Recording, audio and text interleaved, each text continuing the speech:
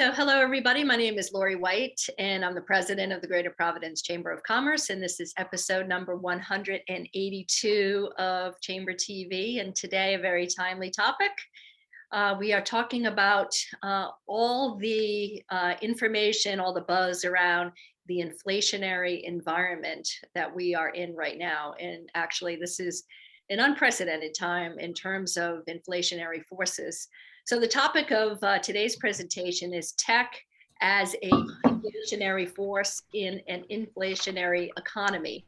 And basically what it boils down to is understanding and getting a grip on the tools and the tricks and the hacks that each of us as business professionals can implement within our own business, within our own sphere of influence, if you will, to better manage and to better cope with what's going on in the external environment, and being able to take those ideas and be able to reinvigorate each of our businesses, no matter what's going on from an external point of view.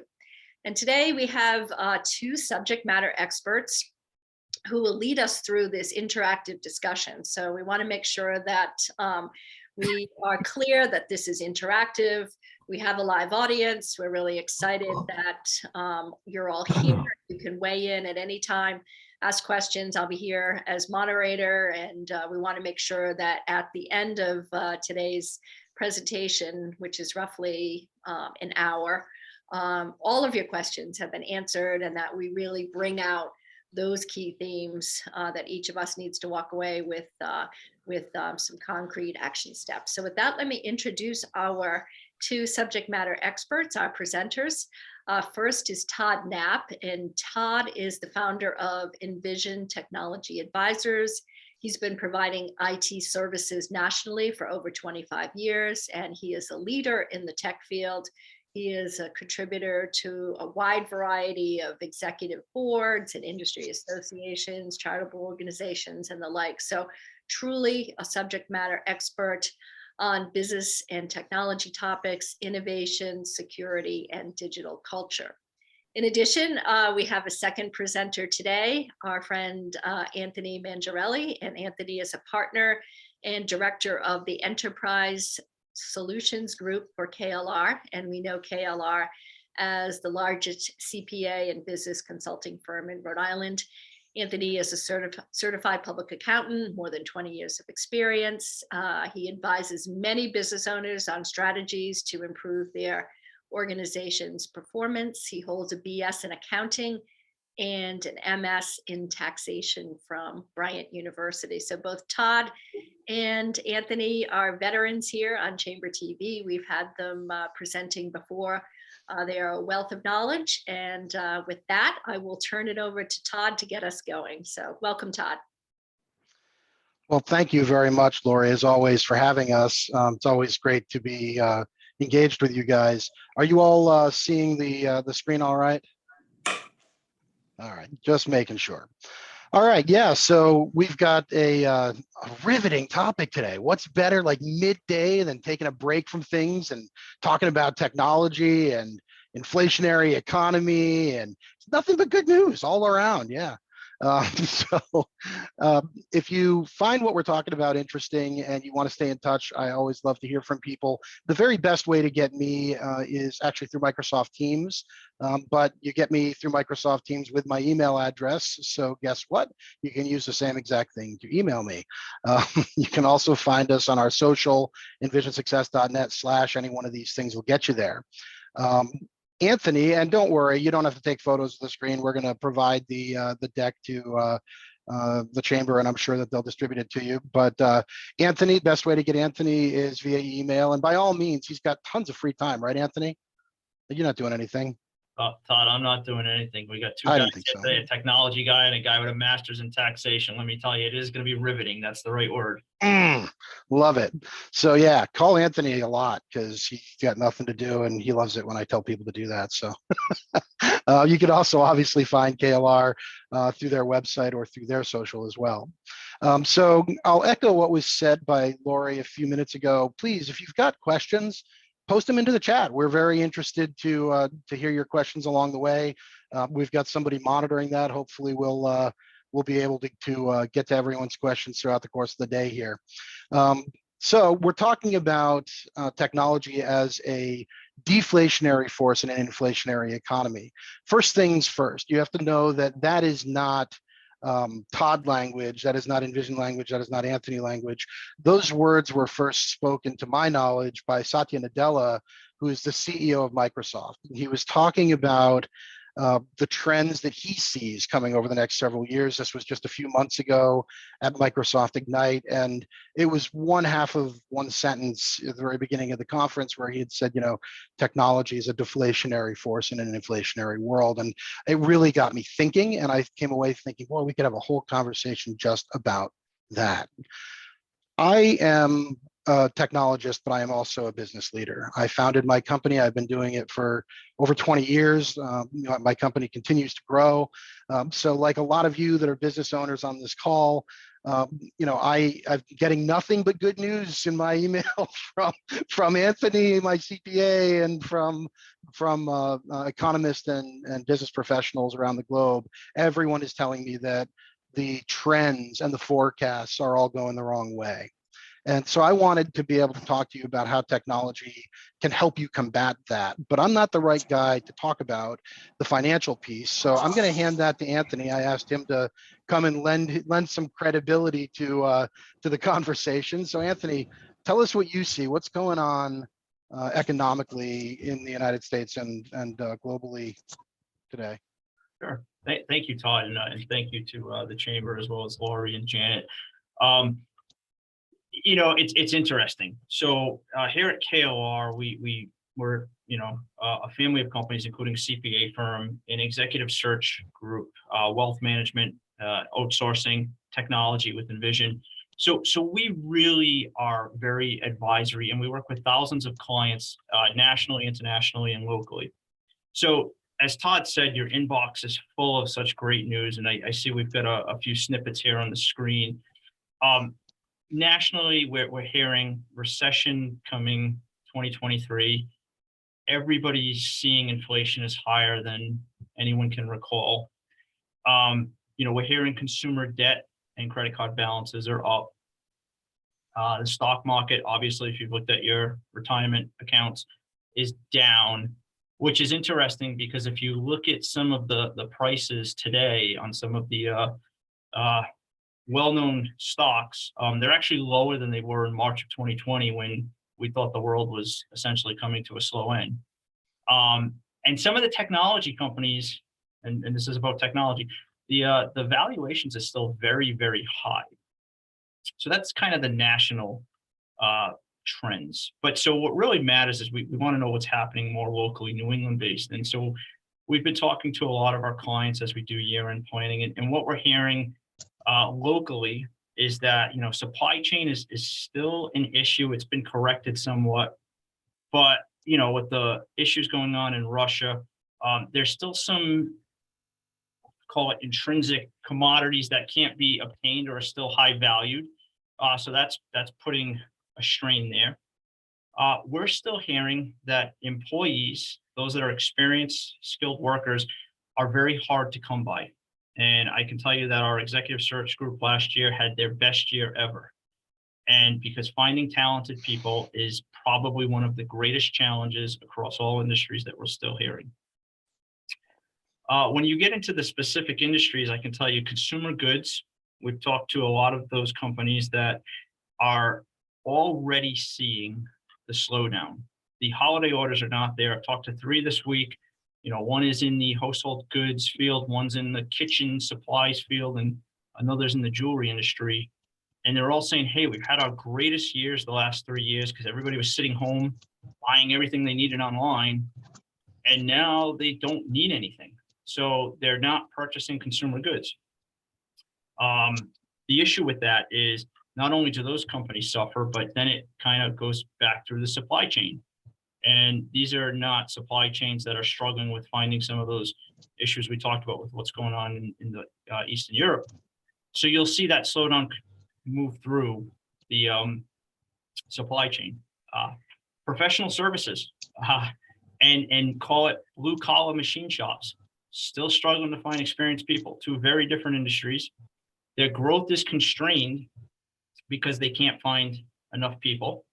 And one of the things Todd's going to talk about is outsourcing and using technology, because that's a way to be able to balance some of this growth without hiring human capital. Last industries that are pretty interesting for restaurants. Everybody's like, oh, restaurants had a tough year through the pandemic. Yeah, they did all right because they could do takeout, but they weren't getting the bar revenue or the fountain drink revenue, so they didn't have a lot of profits. They had a lot of revenue but no profits. And now as the world kind of reopens, they can't get people, so they can now get people into their locations to eat and use the bar and buy fountain drinks, which are highly profitable, but they can't get people to serve or managers to run the restaurants. And the other interesting thing is call it the food industry. Do a lot of work with food companies, and you go to the supermarket and you see your costs are way up. The issue with that is a lot of those food companies are locked into contracts with their customers.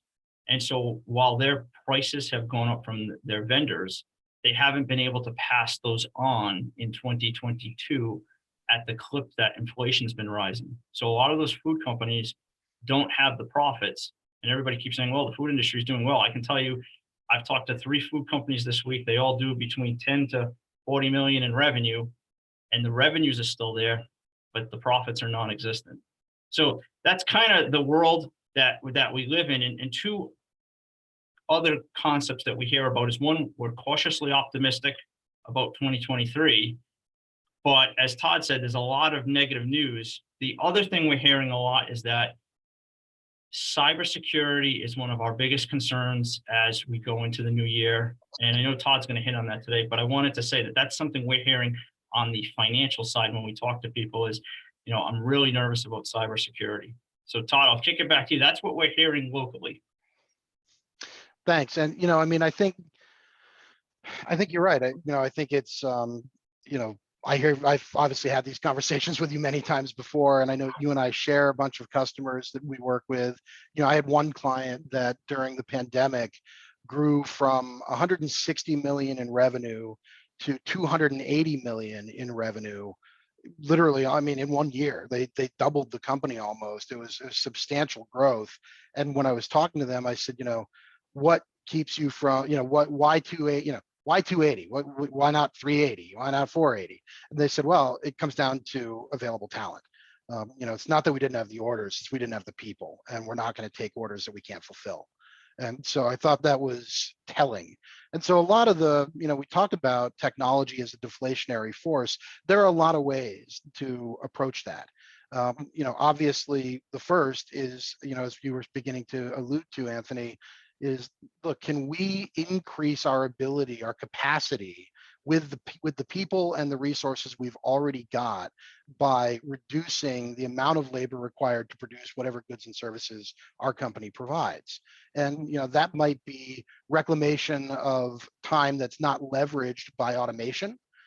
That's one possibility. It could also be applying new technologies to the automation process. To the manufacturing process. Manufacturing 4.0 is all about reimagining how we produce goods in a manufacturing environment. In a services business or in retail, it translates to other things. And a good example, an interesting and regional example, frankly, that occurred way before the pandemic, is Stop and Shop. We've all been to Stop and Shop, and they have, right when you walk in the door, as soon as you walk in, you've got the scanners right there. What a wonderfully brilliant solution to reclaim available time from their people, right? Instead of them spending as much time doing checkout, they can spend other time doing other things. It's not necessarily about reducing the number of people in an organization. It's about freeing up the highly skilled time that you've got available by reducing the amount of rote work that people do. And we spend a mountain of time at Envision focusing on that for our own people, is what are the things we could automate internally that are going to reduce the amount of data entry or, hunting through tickets for, a resolution for our customers. How do we automate as much of that as we can? I know, Anthony, you were telling me a story, I think yesterday, about KLR and automation. You want to tell it real quickly? Can I impose on you? Sure. Which one, Todd? You want The to? tax return, the big tax return. Okay. So, this is an interesting one. This is, I had a former client reach out. He moved to the West Coast 10 years ago. And he's now in his 80s, and he called up and he said, "Hey, I'm moving back to the East Coast because the costs are just too expensive in retirement here on the West Coast.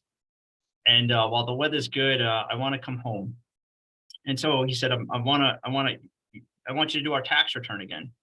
And I said, "Okay, now this is a really big tax return. I mean, it's, let's use big numbers. Let's say we're going to charge the gentleman $5,000 to do his tax return. It's a big tax return." And so I said to him, "Well, we haven't seen your tax return in 10 years. I'm going to need a copy of it to look at it." And he said, "Okay, where do I send it?" And I said, "Well, you can, I'll give you the address." I said, AMANGIARELLI@conlitwin.com. And he said, "What is that?" I said, "That's my email address." He said, "I don't do email. I don't do anything technology." Now, mind you, this is a world-renowned doctor. He's in his 80s. He doesn't do technology. He says, "Where do I physically mail the tax return to?" So I have to give him our 951 North Main Street address. And about a week later, a package shows up.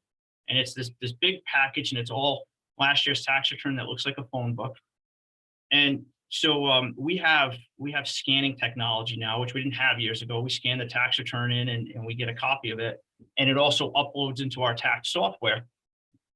And so, I quoted it, and I said, "We're going to do the tax return for him." And I had a really nice conversation with him. Very interesting to talk to him. And I assigned the tax return to one of our staff to do it.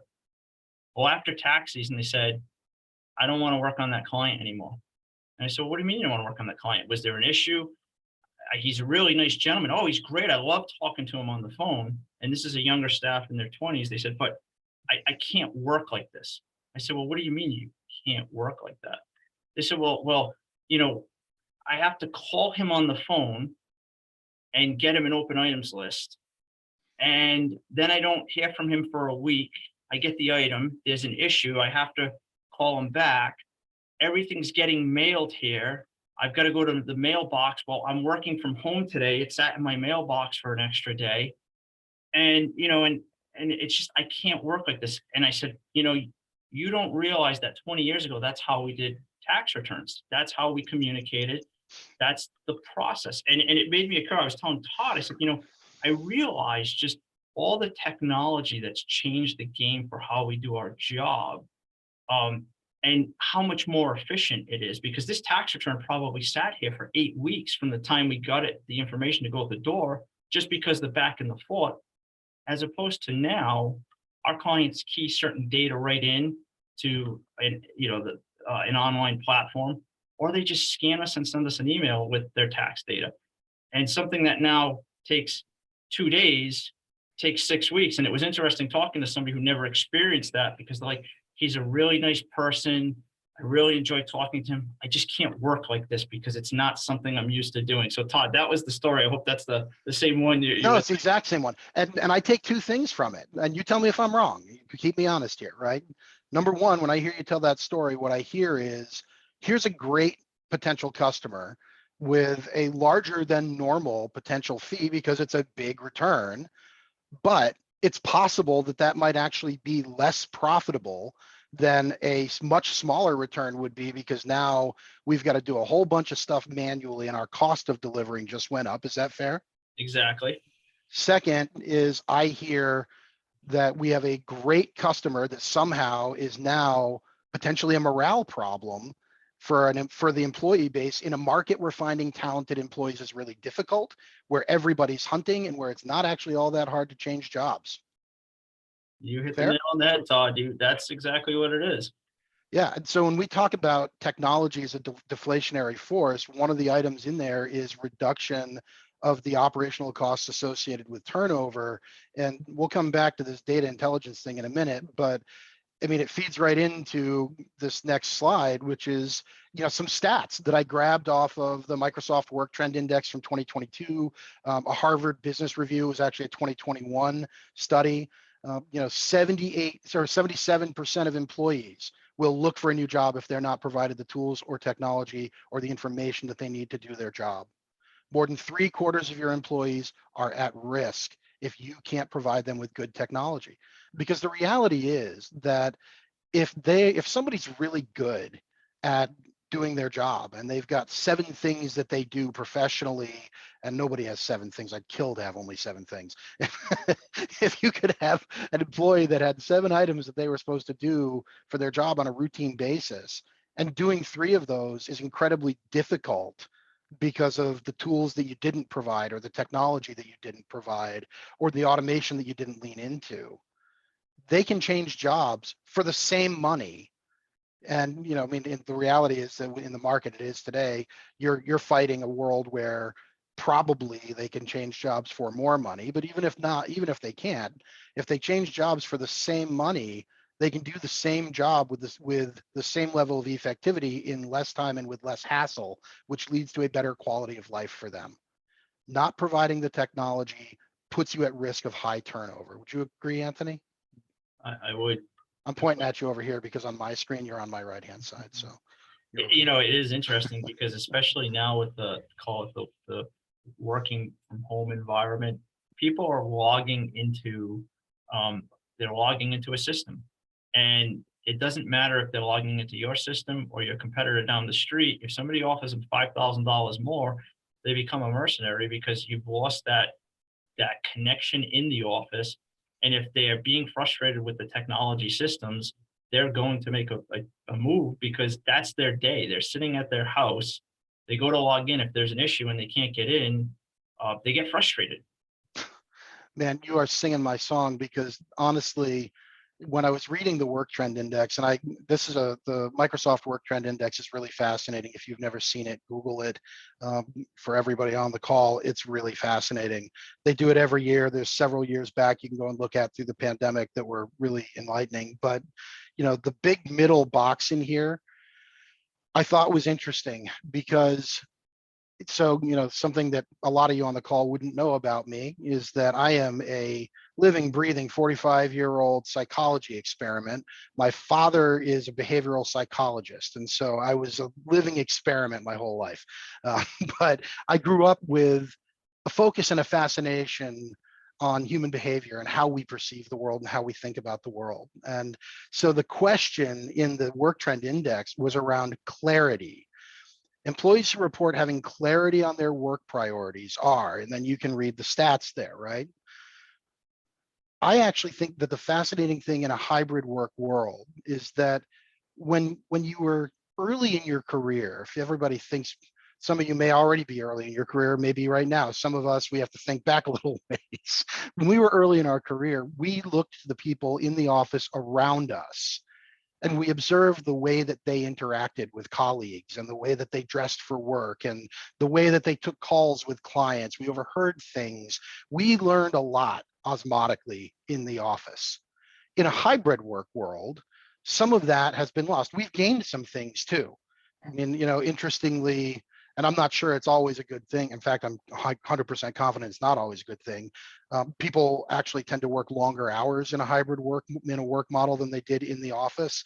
We don't have to commute in, so we start work a little earlier. It can be tricky. But I think that the thing about the word clarity is that clarity on work priorities suggests that they're clear on the tasks that they're required to do in their job.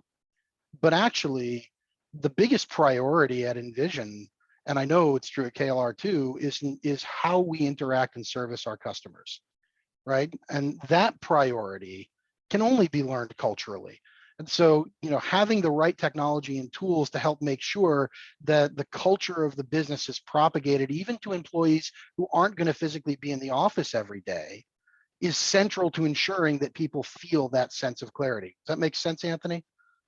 It does. I always ask the accountant if it makes sense, because if I say something technology and the accountant guy understands it, I know I'm good. Todd, can I jump in and ask a Please, question? hit me. Yeah. So, what technology and what tools specifically do you think answer the call to this dilemma? Oh, I'm so glad you asked. Is that our next slide? It might be our next slide. It's a couple slides out, but we'll get there. So you might have noticed a very informal conversational model here, but for me, Envision adopted Microsoft Teams way before the pandemic. We actually adopted the product about 6 months after it came out. Some companies use Slack.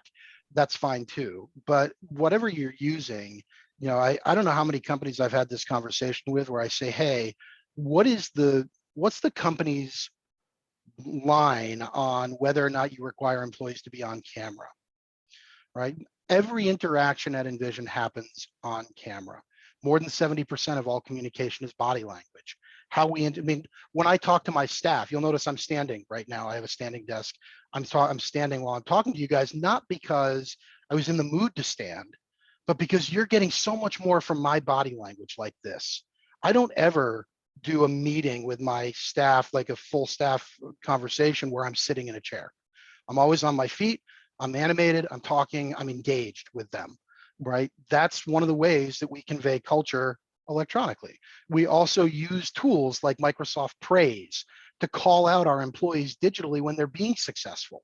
Because one of the things that used to happen is we used to say, hey, Anthony, thank you so much for that great advice you gave. Guys, did you know that Anthony saved my butt yesterday with a client? I was going to do this webinar for the chamber and I was going to have to talk about accounting things, and I'm not an accountant, and Anthony jumped in and made it fabulous. I can call him out publicly, particularly when we're in person. It's harder to do electronically, and it's very difficult to do in a chat type model where you're posting into a channel. But something like Microsoft Praise lets you call people out specifically to say, great job. Right? So there are a lot of tools, and we can talk more about that later. I don't want to get too far down the rabbit hole, but there's a whole lot of technology out there that you can bring to bear to help narrow the distance between your hybrid workers and your in the office workers. Even things as simple, Lori, as redesigning your conference rooms with the right technology so that when you have a meeting and you've got some people in the room and some people that are hybrid, there's really no functional difference, that it's inclusive for everybody in a meaningful way. So many organizations don't have that basic piece of setup in place. And so the people that are on as hybrid workers are at some level orphaned from the culture of the business and the conversation and the interactions in the meetings. Does that make sense? I know you asked a simple question and there's a big answer. Another element here that we have to consider in the hybrid work world too was this one on the left. 76% of employees say they'd stay longer if they could benefit from more learning and development support. I don't know about you, Anthony, but I mean, you're a mentor, yes? Yes. Yes. Mm-hmm. We've mentored employees for decades in person. Harder to do in a hybrid world. There's a bigger emphasis on formal education and organizational learning management systems now than there has ever been. There is technology available to help harness all that tribal knowledge in your company and put it into a place where people can consume it on demand when they want to and when they're ready to, which frankly is the way that this youngest generation learns anyway. So anyway. Todd, one thing I'd say on that, yeah. so just so that the world is aware that when you are a CPA, on an annual basis, you need to get 40 hours of continuing education. And going back years ago, you'd have to physically go somewhere to sit physically in a location and learn from an instructor. And two things happen with that. One, you were kind of constrained by the physical location of who the instructor was and what they were teaching, because you might have wanted to learn something, but there wasn't a course locally. And two, it was, call it price disruptive to send 100 people to a seminar, physically send them out for the day. We've internally created what we call KR University, and we have a whole platform and structure now where we have national speakers come in the new environment we're in and present online, as well as we have folks internally present. And the platform is all done through technology where I can go to a course catalog, literally check I want to attend that, and it pops up on my calendar. I'm logged in, I get the invite. It's all through, Teams. We didn't have that years ago. It's become much more efficient, and it helps us get our 40 hours and actually get value out of it because, we can go and see the session we actually are interested in as opposed to what's physically able to be presented locally. And it's such a great use case too, Anthony. I mean, by investing in that technology and branding it internally and leaning in to that hybrid educational model, it doesn't just provide the employees with the education they need, it gives them the opportunity to pursue that education collaboratively together. And that osmotic learning begins to happen again. And the Great cost, stuff. you're right, the cost was expensive in year one, but we're using that now every year. We're probably on, year 5, 6 on that. And there's costs to upgrade or maintain each year the technology, but it's a long life cycle, and we're going to use that for probably decades. Awesome. So on the subject of cost, one of the things that I am always cognizant of as a business owner is the value conversation. What's the value, right? And anyone who's ever had to price something had to have that internal discussion with themselves. What will the market bear? What are my competitors doing? And what's concerning to all of us, I think, and anyone is welcome to chime in and correct me. Any of you can do that. Feel free to hit the unmute button and just chime in if you like. But, I think one of the things that we all think about is, well, in an inflationary economy where organizations become incredibly price conscious because their margins begin to narrow, there's this increased sense of importance on price. But that's only really a thing if you are in a commodity industry and your industry is being commoditized by your regional competitors, and you are at the same time offering the same thing that everybody else offers, right? Differentiation is how we increase value. So if I'm doing something very unique and incredibly valuable to Lori, and nobody else in the market is doing it that way, there's an opportunity for me to at least maintain my current pricing and margin structures as the economy tightens, because I'm providing new and better value. Potentially, I could even charge a little more. And so, I was thinking about that, and I thought I would just point this out real quickly. Divi is a credit card company. If you are a credit card company, you're in the business of providing credit cards to businesses, and what you're looking to do is earn that 3% transactional fee every time something happens. That's how you make money. You're in a race to the bottom. That credit card market is heavily saturated. People are competing on rates and cashback and zero interest programs, which are essentially eating into the margin of the company, right? It's a commodity. Nobody wants to pay more just for a credit card. I can get a credit card anywhere, right? So this company, Divi, which was actually founded by Bill.com, or rather they're owned by Bill.com. I guess I don't know for sure that they founded them. Maybe they acquired them. Don't quote me on that. I know that'll be the one thing in the comment section. They were not founded by. So Divi took a whole different approach. They said, look, we want that 3% transaction fee, but the way we're going to get it is we're going to be a software company. And they built a platform where I, as a user, a business owner, can issue a credit card to every single employee if I want to. And right from the mobile app, I can apply budgets to every individual credit card. I can create an unlimited number of virtual credit card numbers, which I did, because you know what? I'm a technologist. I'm all over the internet. My information is like everywhere. And I've got a million things for my business that transact electronically and online. And so one of the bigger disruptive things that can occur in my company would be for one of our credit card numbers to be compromised. And now when we get that card canceled and replaced, we have to now update 50 or 100 or more online services that we rely on to run our business, cloud platforms and everything else in the world. I can create an unlimited number of virtual cards right in the app and apply those virtual cards and say, okay, anytime this card is used, automatically apply the transaction on my balance sheet here. And so two things have happened. One, if somebody compromises a card number, one of my virtual card numbers, I just delete it and replace it. I don't even need to call the credit card company. I can just delete it and replace it in the app, and I'm only impacting that one service, not all of the services. Number two, I'm reducing the amount of workload on my financial team.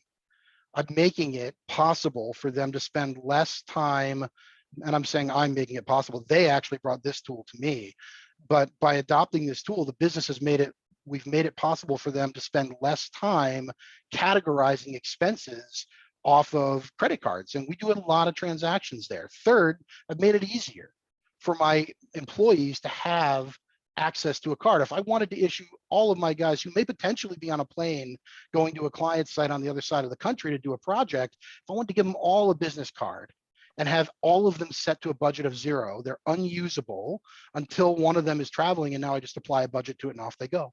Done. Seconds, right? Very, very cool, powerful technology. But again, they built this because they wanted to be in the business of credit cards. They wanted to be in a business that was a commodity market. And since launching their virtual credit card platform, year-over-year increase in virtual card usage has averaged 283% increase year over year. It's a great example of a company changing the game. Does that make sense to you, Anthony? It does. It does. I'm glad you brought up Bill.com, because for those that aren't aware, Bill.com is another interface that, and Todd, I'm going to become a technician, a technologist here. Optical character recognition. Is that what OCR stands for? Yes. Optical character recognition. Look at you. Yeah. I've learned a thing or two over the years. I'm going to mail it to you, buddy. So those that don't know, Bill.com is an interface where you can, instead of when you think of the old way of accounting for transactions, you get your invoice from your vendor, you key it into your accounting package, you then write a check, and then the check goes off. What Bill.com is, you can now upload the PDF or have it sent directly to Bill.com. You have one unique account with Bill.com, and what happens is you get an interface where you can approve payments. Bill.com will pay the invoice for you, and on the back end, it will identify if it's mapped properly. It will identify to whatever your accounting package is, if it's QuickBooks, to the right expense line item, so you automatically get updated on a daily basis.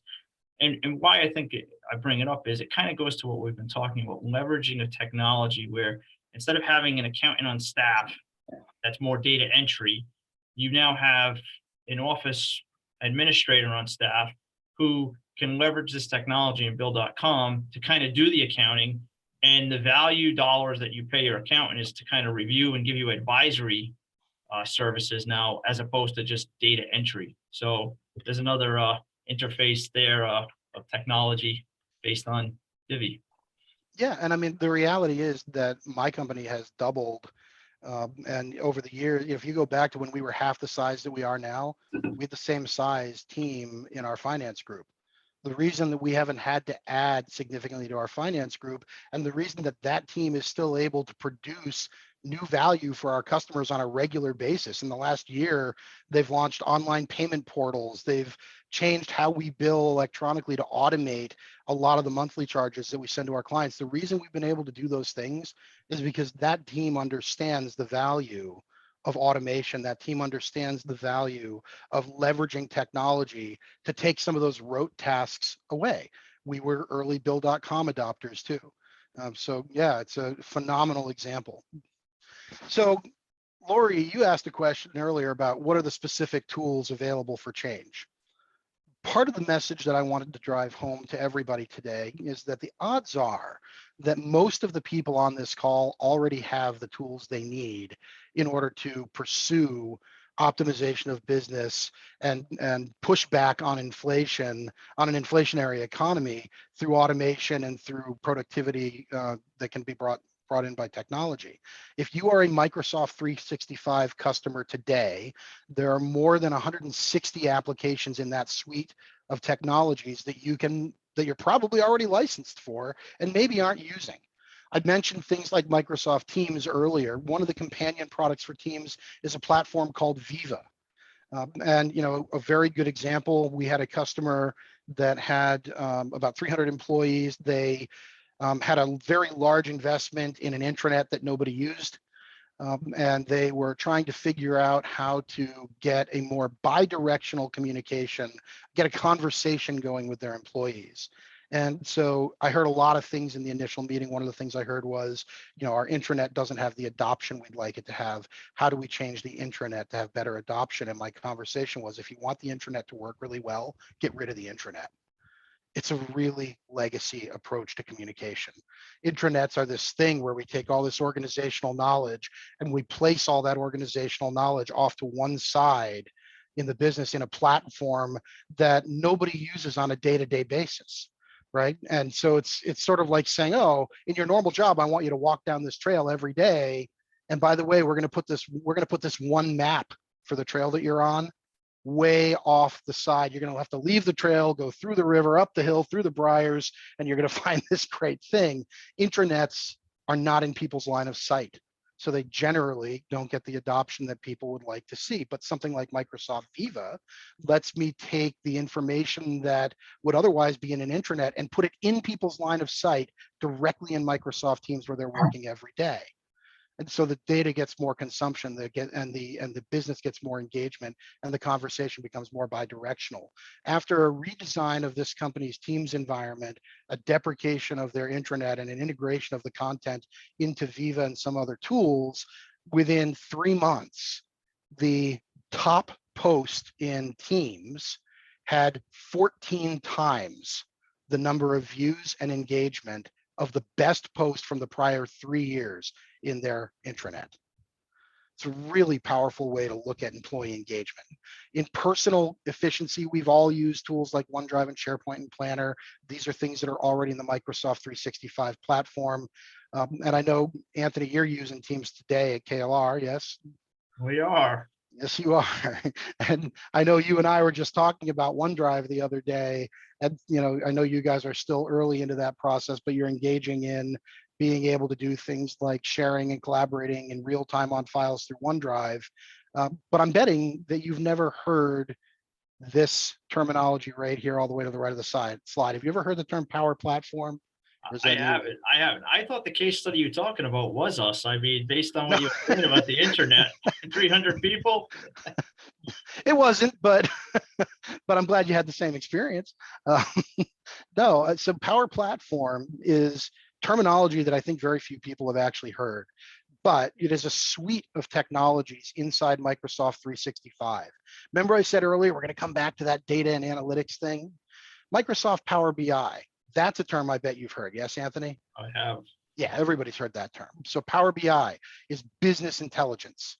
So can we take data that the organization already has, ingest it into a tool, and get better value out of it? What you probably haven't heard is all these other things, Power Apps and Automate and virtual agents and pay. You know what? It doesn't matter. No one on this call is here to become an IT professional. What I want to draw your attention to, though, are things like this, AI Builder. Did you know that you subscribed to artificial intelligence for $40 a month when you got your Microsoft, E5 subscription? Almost every company on this call, I would bet, is using 365. That means all of you have access to artificial intelligence builder. And if this isn't technology that NASA's using and isn't available to anyone else, this isn't a Fortune 500 company. They've been Fortune 500 technology. They've been doing this for a decade. This is Microsoft saying, hey, the world of artificial intelligence should be democratized. Everybody should have access to it in a subscription for $50 a month or $40 a month or whatever it is you're paying every month, right? You already own this technology. You've probably never heard the term Dataverse. This is an underpinning technology that allows you to take data from all over your organization, centralize it, and engage with it in custom apps, custom automations. Power Virtual Agents are custom AI-enabled natural language chatbots. So instead of having to type in, a specific request of a chatbot, you can just put it in plain English and it knows how to interpret it, right? So there's an incredibly huge innovation engine underneath the tools you already own that you're probably not using.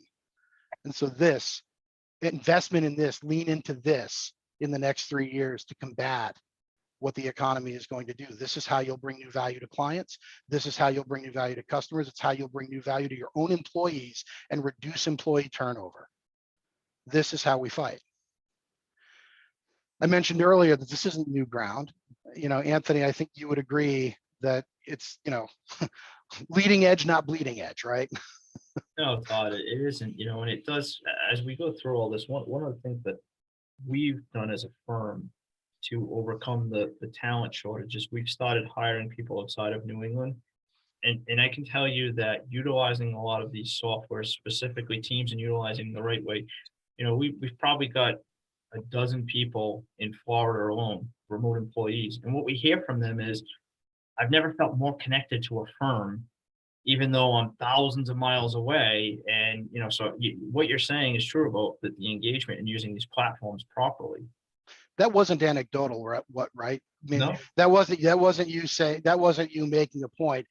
That comment, if I'm not mistaken, actually happened like a week ago. One of your Florida employees specifically made a point to call out how great the engagement has been. yeah. Right. And it's utilizing, that's why I was joking when I said, I thought maybe you're talking about us with the internet, because, I know you've helped us get up on Teams, and it's, utilizing it properly. We've had a lot of success. Yeah. Well, you know what? And one of the things I tell clients all the time is that, the Fortune 500 often are a decent yardstick for the things that we should be all thinking about 2-3 years from now. They've been doing this for a while. Power Platform, if I had Fortune 500 companies on the call right now, there'd be nobody that hadn't heard that term. They would know the term Power Apps, right? 97% of them are already using this technology. I mean, you can see the stats right here. The one that I care about most is the 7.4 million developers that are building in these platforms today.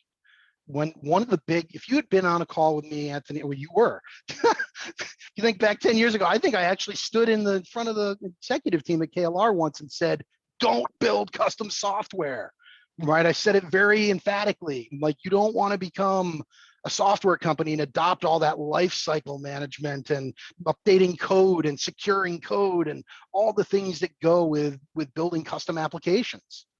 Today, I never say that. Power Platform lets me build custom applications for clients every day that have no underlying code base that we manage.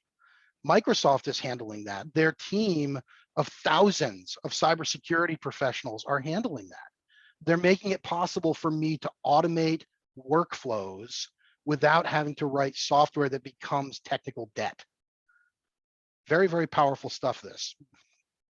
Hey, Todd and Anthony, some breaking news.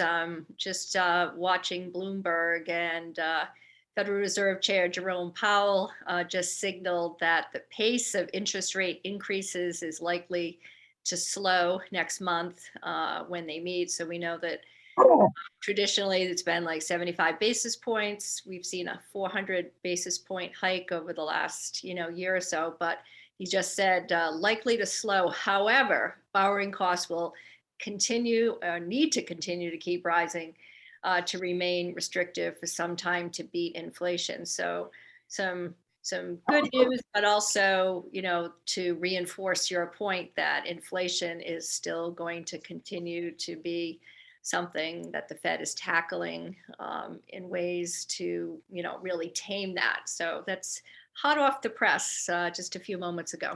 For those of you that are not tremendously impressed by this, please know that Lori and Anthony and I coordinated with the Fed to make sure that information was released during this webinar, because that's the kind of clout we all have.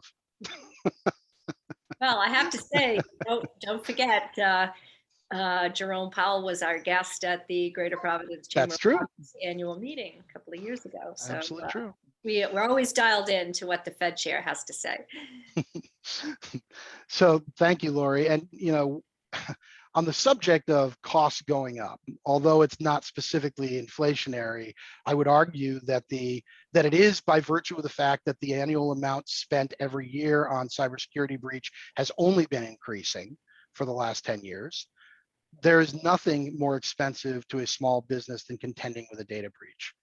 And one of the things I expect to have happen as the economy it creates increasing pressure on businesses is that companies that have invested probably not enough in cybersecurity are likely to take their foot off the gas even a little more in the wake of challenging economic conditions, and we're going to see a rise in the number of cyber breaches and data loss. If you can even imagine that, it's at unprecedented levels already. These are some of my more interesting numbers. This year. So right now, this second, every 14 seconds globally, there is a cyber attack. That's how many are happening every day. Every 14 seconds, there's a new cyber attack. There were globally $6 trillion spent up to August of this year. They're saying it'll be about 8.7 trillion by year end. Money spent just recovering from data breach. The average cost for an SMB to recover from a data breach is $2.2 million. Now, I work with lots of agencies that bring me clients because they've had a breach. Some of the, one of the breaches I saw this year was a 42-person company. The initial ask from the person that compromised them was 3.7 million. They negotiated it down to 2.2. So right on that number, that's not recovery. That was the ransom. Their full recovery will be closer to $3 million. But the number on this screen that freaks me out the most is the one in the lower left. It costs $1 a month for you to subscribe to a hacking toolkit from a legitimate software hacker that will build you the tools you need to compromise a company. And basically you pay $1 a month to get the toolkit. And then from there, you pay a portion of the ransom that you get back to the original coder. There is a supply chain for hacking software. It's incredible. And Anthony, you and I had an experience with this year, yeah? We did. I received a phone call on a Sunday morning from a CEO who said, I don't know what to do. I just tried to log into our system and it's completely locked out, and we got hit with Lockbit 2.0, and we've got some hackers looking for some funds to unlock things, and I don't know where to turn. And I said, I'll get you Todd. And about 45 minutes later, we had Todd on the phone with him. And the interesting thing with that was, yeah, they were locked out of their system and they couldn't invoice, they couldn't collect money, they couldn't pay bills. But they were also a med tech company, and they had some FDA issues. They couldn't track some of their FDA reporting. And I know, Todd, when you spoke with them, I mean, they were pretty much at one point just saying, we should probably just shut down and go bankrupt. Yeah. That was one of the first conversations I had with a company that was really in that position. I mean, some of them have joked about it, but that company was really seriously in the, do we need to just close our doors? We can't afford this. We're not going to survive this. And, roughly like a 50-person company, ballpark, not a huge business, but with the kind of money it was going to take to pay the ransom because they didn't have adequate backups that were cyber hardened, and with the money it was going to take to do the restoration that wouldn't be recovered because it didn't have cyber liability insurance, it was a pretty bad scene for that company. So yeah, it's a big scary world out there. Well, listen, I know we've only got 4 minutes left, so I'll wrap up on these couple of thoughts around cyber risk, because I didn't want to end the conversation without really touching this in a big way. All the things I talk about around Microsoft Teams and automation and using technology to robotic process automation, AI, all that stuff, those are cloud-centric technologies.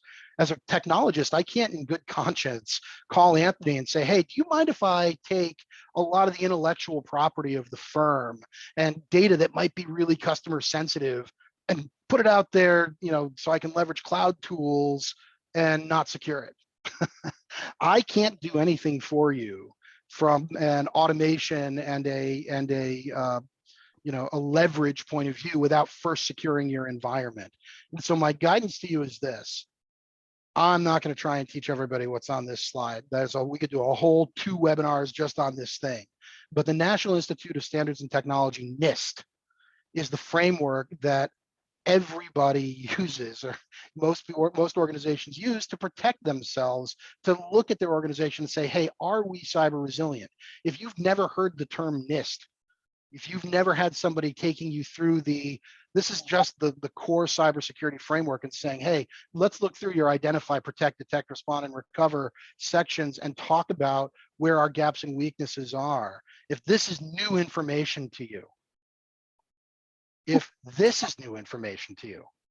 nobody has ever said zero trust security to you before, if any of the things on those last 2 slides you looked at and go, I have no idea what that dude is talking about, you need to make a phone call and talk to a qualified IT organization. These are the things that if you aren't doing them, there will be very little sympathy for your organization. This isn't the gold standard. This is the base standard. You need to be meeting the NIST framework. You need to have zero trust security principles implemented in your organization. If you're not there, you're at risk. If you don't know what I'm talking about, you're at risk. I just can't drive it home enough because I spend too much time, and I know you do too, Anthony, with business owners that are devastated. I've never seen more fully grown adults look just heartbroken, like a child you just stole a teddy bear from, than I see when I deal with companies that have experienced a breach. All their aspirations for growth for the year go out the window. They know they're going to be bogged down for 18 months dealing with the recovery just reputationally alone, not to mention the cost and the disruption. It's heartbreaking for business owners. Don't be one of those people. Focus on this problem. All right. And so with that, Lori, I don't know if you want to wrap up with any questions you've got for Anthony or I, but we can't thank you all enough for taking time out of your day to listen to an accountant and an IT guy. I don't know how you find a more exciting combo than that, but here we go. Yeah, so what I loved about your presentation, Todd and Anthony, is that you started out by saying it's really difficult to attract workers, and then you built on it by saying, using and introducing all these tools, these productivity tools, that you're really not diminishing or cutting jobs. You're actually redeploying individuals within your organization to do higher level work so that you can be more productive and you can be better situated. And then you laid out a variety of resources and tools and ways that people can start to experiment with all of the applications and programs that are already baked into Microsoft 365, which most of us probably have. We probably haven't really experimented as much as we should. So I think you sparked a good conversation with that. And I did have just one thought. I was listening, I was preparing for our annual meeting the other day when we had Secretary Gina Raimondo in, and I was thinking about the whole workforce piece that we've been talking about. And I came across some pronouncements from BlackRock's Larry Fink, and he said, in his view, that remote work is responsible for inflationary pressure because there's a drop in productivity. Now, I know he's biased to have everyone back at the office, but I'm just curious, either one of you have a take on that, because it seems, counterintuitive. I know I have a strong opinion about it. We might actually be just juxtaposed, Anthony. What do you think? No, I think at the end of the day, accountability is the key word. And if you have people working from home or working in an office setting, no matter where they're working, there has to be accountability from the standpoint of the employee. And you have to have good management that oversees and empowers those employees and holds them accountable. You are the man. That was the word I was going to use, management. Lori, I think I did a webinar with you guys right at the beginning of the pandemic around digital culture.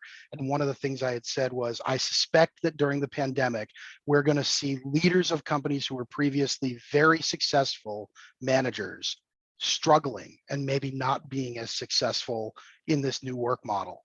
We weren't all cut out to manage hybrid employees. And, I'm a technologist. I miss the mark from time to time. Fortunately, I got a lot of people around me who go, hey, dude, you missed the mark on that. I'm open to hearing them.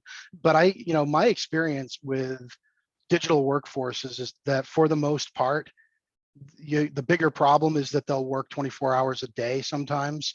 Because everything is so readily accessible in their living rooms and in their kitchens, people burn themselves out hard during the pandemic because they didn't know where to draw the line. And it used to be that drive home drew the line for us. When we walked in our door, we were in our homes and in our personal life. When we were in our office, we were in our professional life. That line went away. And, I think for some organizations, I do think that it is a lot easier to hide in a hybrid model. I think it's a lot easier, and there's always going to be in any population of employees, some small percent who are trying to get by doing the least that they can possibly do. That's just in any population of humans, period, right? But they're the exception, not the rule. My experience has always been that the vast majority of people want to do a great job. They want to over deliver. And, you got to draw boundaries to make sure they don't burn themselves out along the way. This all comes down to leadership and management. And part of that is having the right tools to be able to help people build that balance. So that's my thought, Lori. That's a great way to end, and I love the way you put it in the context of, this is all a new management competency that managers have to learn and to adapt and adopt to, because it's certainly not going away. And Anthony, I love the story that you shared about the Luddite potential client of yours, and the reaction among your staff about, hey, I can't work in this way. So I think it's very interesting, very instructive, and you tied it all together so beautifully. So thank you very much, everybody, for being with us. And we did promise that everyone will get a copy of the slides and the presentation, and also a copy of this whole program. Mike, our guru, will be posting it on YouTube, and we will again send it to each of you individually that registered for this, so that you can have access to it and refer to it at a later date. So with that, I'm going to say goodbye to everybody, and hope to see you next time. And so great you were here. Chamber episode number 182. Thanks.